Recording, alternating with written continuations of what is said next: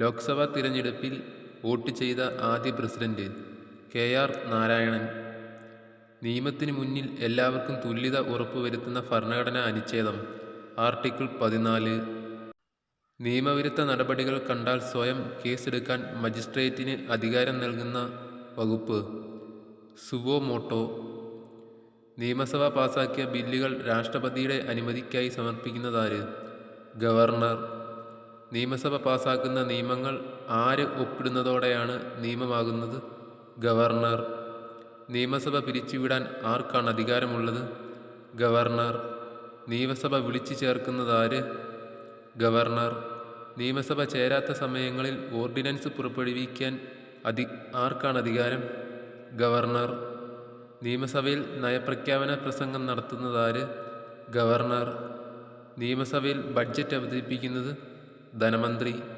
നിയമസഭാ സ്പീക്കർ രാജി സമർപ്പിക്കേണ്ടത് ആർക്ക്? Deputy speaker.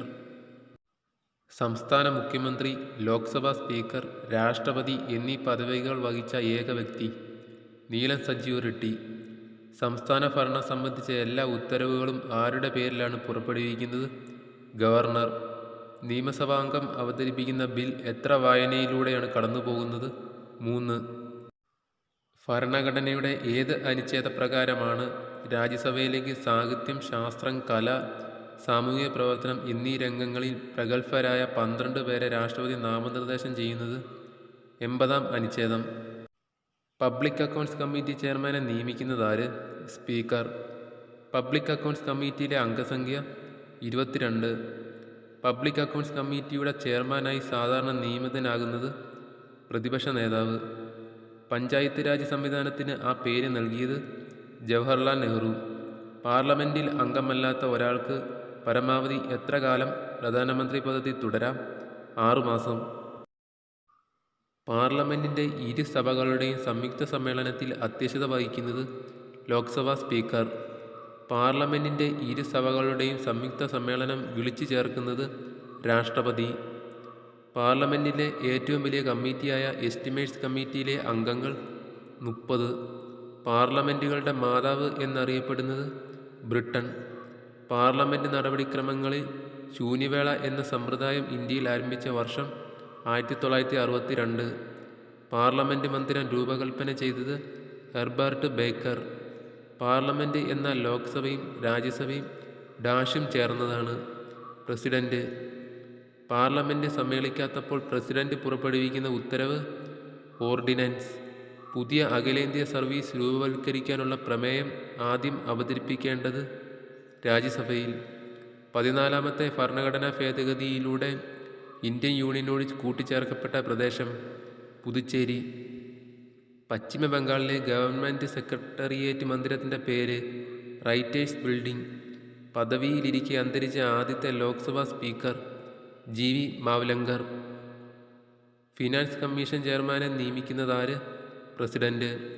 ഭരണഘടന പ്രകാരം ഗവർണറുടെ അഭാവത്തിൽ ചുമതലകൾ നിർവഹിക്കുന്നത് ഹൈക്കോടതി ചീഫ് ജസ്റ്റിസ്. ഭരണഘടന ഉറപ്പു നൽകുന്ന മൗലിക അവകാശങ്ങൾ 6. ഭരണഘടന എന്ന ആശയം ഏത് രാജ്യത്താണ് ഉരുത്തിരിഞ്ഞത്? ബ്രിട്ടൻ. ഭരണഘടനാ പ്രകാരം ഇന്ത്യയിൽ നിർവഹണ അധികാരം ആരിൽ നിക്ഷിപ്തമായിരിക്കുന്നു? പ്രസിഡന്റ്. ഭരണഘടനാ പ്രകാരം ഇന്ത്യയിൽ യഥാർത്ഥ നിർവഹണാധികാരം നിക്ഷിപ്തമായിരിക്കുന്നത് ക്യാബിനറ്റിൽ.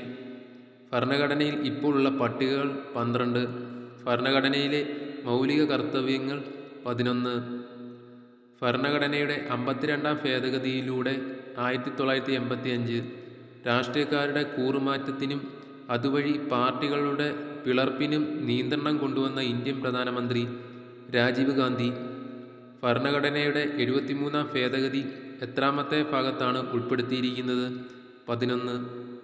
ഭരണഘടനയുടെ അനുച്ഛേദം 352 പ്രകാരം പ്രസിഡന്റ് ആദ്യമായി അടിയന്തരാവസ്ഥ പ്രഖ്യാപിച്ച വർഷം 1962. ഭരണഘടനയുടെ മനസാക്ഷി എന്നറിയപ്പെടുന്നത് ആർട്ടിക്കിൾ 19. ഭരണഘടനയുടെ ആമുഖം ഇതുവരെ എത്ര പ്രാവശ്യം ഭേദഗതി ചെയ്തിട്ടുണ്ട്? 1. ഭരണഘടനയുടെ എത്രാമത്തെ പട്ടികയിലാണ് പഞ്ചായത്ത് രാജിനെ ഉൾപ്പെടുത്തിയിരിക്കുന്നത്? 11. ഭരണഘടനയുടെ എത്രാമത്തെ ഭാഗത്തിലാണ് മൗലിക അവകാശങ്ങൾ ചേർത്തിരിക്കുന്നത്? 3. ഭരണഘടനയുടെ എത്രാമത്തെ അനുച്ഛേദമാണ് സംസ്ഥാനങ്ങളുടെ ഒരു യൂണിയനാണ് ഇന്ത്യ എന്ന് പ്രസ്താവിക്കുന്നത്? 1. ഭരണഘടനയുടെ എത്രാമത്തെ ഭേദഗതിയിലൂടെയാണ് ഭാഷാടിസ്ഥാനത്തിലുള്ള പുനഃസംഘടന നടന്നത്? 7. ഭരണഘടനയുടെ എത്രാമത്തെ ഭേദഗതിയിലൂടെയാണ് സോഷ്യലിസ്റ്റ്, സെക്കുലർ എന്നീ പദങ്ങൾ കൂട്ടിച്ചേർത്തത്? 42. ഭരണഘടനയുടെ ഏത് വകുപ്പ് അനുസരിച്ചാണ് കേന്ദ്ര സർക്കാരിൻ്റെ നിർവഹണാധികാരം രാഷ്ട്രപതിയിൽ നിക്ഷിപ്തമാക്കിയിരിക്കുന്നത്? 53-ാം വകുപ്പ്.